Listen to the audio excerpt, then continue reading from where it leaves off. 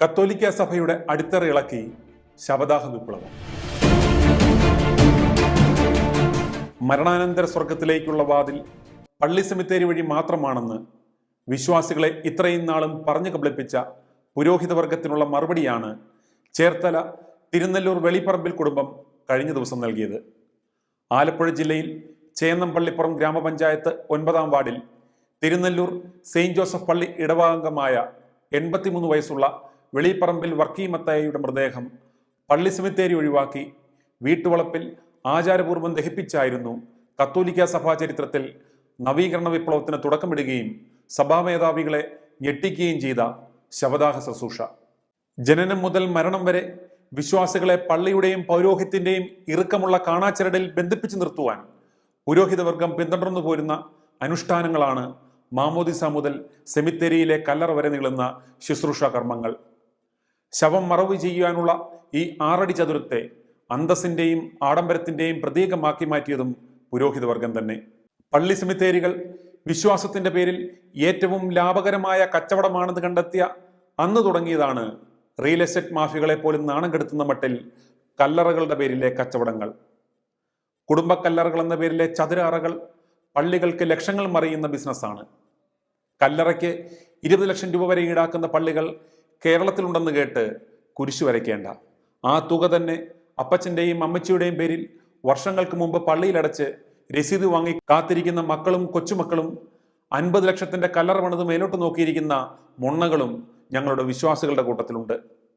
പള്ളി സെമിത്തേരിയെ സ്വർഗ കവാടമായി തെറ്റിദ്ധരിപ്പിക്കുന്ന പൗരോഹിത്യ കാപട്യത്തെ തള്ളിപ്പറയുന്നു എന്നത് മാത്രമല്ല തിരുനെല്ലൂർ വെളിപ്പറമ്പിൽ കുടുംബം നടത്തിയ സംസ്കാര ശുശ്രൂഷയിലെ സന്ദേശം.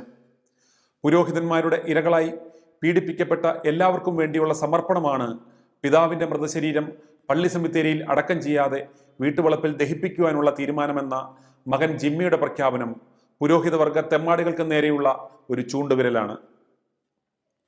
എക്യുമെനിക്കൽ ചർച്ച് ബിഷപ്പ് മാർ സണ്ണി ആലപ്പാട്ടിന്റെയും ഫാദർ ജോണിന്റെയും കാർമ്മികത്വത്തിലായിരുന്നു കത്തോലിക്ക സഭയിൽ സാമൂഹിക പരിഷ്കരണത്തിനും നവീകരണത്തിനുമായുള്ള വിശ്വാസികളുടെ മുറവിളിക്ക് ശക്തി പകരുന്ന ശുശ്രൂഷ കർമ്മം. Open church movement chairman Reji Njallani, Alappuzha regional committee chairman Josy Thomas, Kottayam regional committee chairman OD Kuriakose, Idukki regional committee chairman ML Augusthy എന്നിവരും സഹകാർമ്മികരായി. കുടുംബാംഗങ്ങൾക്കൊപ്പം പള്ളി ഇടവകക്കാരും നാട്ടുകാരും പങ്കെടുത്ത വീട്ടുവളപ്പിലെ സംസ്കാര ശുശ്രൂഷ ചടങ്ങ് ഒരു പ്രതിഷേധ പ്രഖ്യാപനത്തിനപ്പുറം സമരപ്രഖ്യാപനം കൂടിയായി വിലയിരുത്തുകയാണ് കത്തോലിക്ക സഭാ നവീകരണ ശ്രമങ്ങൾക്ക് നേതൃത്വം നൽകുന്നവർ. ഓപ്പൺ ചർച്ച് മൂവ്മെന്റ് നേതൃത്വത്തിൽ കല്ലറകൾ ഉപേക്ഷിക്കുവാനുള്ള ഒരു തീരുമാനമെടുക്കുകയും പള്ളി സെമിത്തേരിയിൽ മൃതശരീരം അടക്കം ചെയ്യേണ്ട തീരുമാനിക്കുകയും ഇത്തരത്തിൽ സഭയിൽ നവീകരണം ഉണ്ടാകണമെന്നുള്ള ആശയം പ്രചരിപ്പിക്കുന്നതിൻ്റെ ഭാഗമായിട്ട് ഞങ്ങൾ അദ്ദേഹത്തിൻ്റെ മൃതശരീരം ദഹിപ്പിക്കുന്നതിന് തീരുമാനിക്കുകയും അങ്ങനെ ശവദാഹം നടത്തുകയും ചെയ്തു. ഇത് കത്തോലിക്ക സഭയുടെ ചരിത്രത്തിൽ ആദ്യമായി നടക്കുന്ന ഒരു കത്തോലിക്ക വിശ്വാസിയുടെ മൃതശരീരം ശവദാഹത്തിന് വിട്ടുകൊടുക്കുക എന്ന് പറയുന്ന ആദ്യത്തെ സംഭവമാണ്. ഇതൊരു വലിയ സാമൂഹ്യ വിപ്ലവത്തിന് തുടക്കം കുറിക്കുകയാണ്, സാമൂഹ്യ മാറ്റത്തിന് തുടക്കം കുറിക്കുകയാണ്.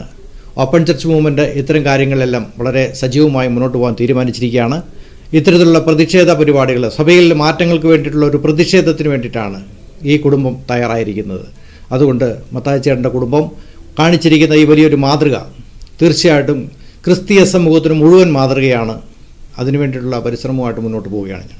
ക്രൈസ്തവ സഭാ പുരോഹിതരുടെ ലൈംഗിക പീഡനങ്ങൾക്ക് ഇരകളാകുന്ന കന്യാസ്ത്രീകളുടെയും വിശ്വാസിനികളുടെയും വാർത്തകളും വെളിപ്പെടുത്തലുകളും പൊതുസമൂഹത്തിൽ വിശ്വാസികളെ പരിഹാസപാത്രമാക്കുകയും മെത്രാന്മാരും അച്ഛന്മാരും നടത്തുന്ന സാമ്പത്തിക അഴിമതികൾ കോടതി കയറുകയും ചെയ്യുന്നതിനിടയിലാണ് പൗരോഹിത്യ മേൽക്കോയ്മയെ ചോദ്യം ചെയ്യുന്ന സെമിത്തേരി ബഹിഷ്കരണം എന്നതാണ് ശ്രദ്ധേയം.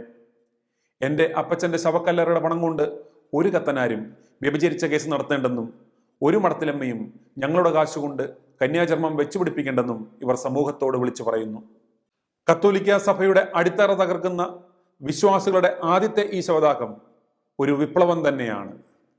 ഏതൊരു വിശ്വാസിയെയും ഇവർ ചൊൽപ്പടിയിൽ നിർത്തിയിരുന്നത് നീ എതിലേ പോയാലും ചത്താൽ ഇങ്ങ് പള്ളിപ്പറമ്പിൽ വരുമല്ലോ, അന്ന് ഞങ്ങൾ പിടിച്ചോളാം എന്നായിരുന്നു. സകല കുടിശ്ശികയും തീർത്ത് സെമിത്തേരിയുടെ പണവും അടച്ച് കുഴിക്കാണവും നൽകിയാൽ മാത്രമേ ശവമടക്ക് നടത്തുവാൻ സാധിക്കത്തുള്ളായിരുന്നു. അതുമാത്രമല്ല, ശവമടക്കിന് വരുന്ന കത്തനാർക്കും കപ്പ്യാർക്കും സിൽബന്ദികൾക്കും പണം, മൂന്നാം ദിവസ കുർബാനയ്ക്ക് പണം, ഏഴാം ദിവസ കുർബാനയ്ക്ക് പണം, 14, 21, 40 ചടങ്ങുകൾക്കുള്ള പണം, കല്ലറ ഉണ്ടെങ്കിൽ എല്ലാ വർഷവും ഓർമ്മ കുർബാനയിലൂടെ ലഭിക്കുന്ന പണം. ഇനി അതെല്ലാം 3G. Thirunellur Saint Joseph church ഇടവകയിൽ നടന്ന ശവദാഹ വിപ്ലവം സമൂഹ മാധ്യമങ്ങളിൽ വൈറലായതോടെ നെഞ്ചിടിക്കുന്നത് കത്തോലിക്ക സഭാ മേധാവികൾക്കും പുരോഹിത വർഗത്തിനുമാണ്. വീട്ടുവളപ്പിലെ ശവസംസ്കാര ശുശ്രൂഷയിൽ ഇടവകാംഗങ്ങളും നാട്ടുകാരും പങ്കെടുത്തത് സഭയ്ക്ക് നേരെ തന്നെയുള്ള വിശ്വാസികളുടെ മുന്നറിയിപ്പായി വേണം മനസ്സിലാക്കുവാൻ. സെമിത്തേരി ബഹിഷ്കരണത്തിൽ തുടങ്ങിയ വിപ്ലവം പള്ളി ബഹിഷ്കരണത്തിലേക്ക് വളർന്നാൽ സഭയിൽ അതുണ്ടാക്കാവുന്ന പ്രത്യാഘാതം ചെറുതായിരിക്കില്ല. പ്രിയപ്പെട്ട വിശ്വാസികളെ, വർക്കി മത്തായിയുടെ കുടുംബാംഗങ്ങൾ കാണിച്ച മാതൃക എല്ലാവരും പിന്തുടരണം. നിങ്ങളുടെ മുറ്റത്ത് ശവദാഹം നടത്തുവാൻ പറ്റുമെങ്കിൽ അങ്ങനെ ചെയ്യണം. അല്ലെങ്കിൽ സമീപത്തുള്ള ഇലക്ട്രിക് ക്രമറ്റോറിയത്തിൽ നടത്തുക. ആത്മാവിന് പൊള്ളില്ല. സ്വർഗത്തിൽ പോകേണ്ടവനാണെങ്കിൽ പോയിക്കോളൂ. ഇല്ലെങ്കിൽ നിന്റെ അപ്പൻ്റെയോ അമ്മയുടെയോ കല്ലറയ്ക്ക് നീ നൽകിയ കാശെടുത്ത് കത്തനാരും മെത്രാനും വ്യഭിചരിക്കുന്നത് കണ്ട് നിന്റെ അപ്പനും അമ്മയും നിന്റെ ഉറക്കം കെടുത്തും. നീ ഏറ്റവും മുന്തിയ കല്ലറ മേടിച്ച് ആർച്ച് ബിഷപ്പിനെയും ആർച്ചില്ലാത്ത മോനെയും ഒക്കെ വിളിച്ച് നടത്താവുന്ന എല്ലാ ശുശ്രൂഷയും നടത്തി അയച്ചവരൊക്കെ സ്വർഗത്തിൽ പോയോ? കോപ്പ. നിന്റെ പൈസയും മേടിച്ച് 40 അടിയന്തരവും തിന്നേച്ച് മതിലും ചാടി ഇനി പുതിയത് വല്ലതും ഉണ്ടോ എന്ന് നോക്കി നടക്കുക ഈ മോന്മാര്. അതുകൊണ്ട് പ്രിയപ്പെട്ടവരെ, ചാരമായാലും കുഴപ്പമില്ല. കർത്താവ് വീണ്ടും വരുമ്പോൾ ചാരമായാലും നമുക്ക് ചാടി എഴുന്നേൽക്കാം.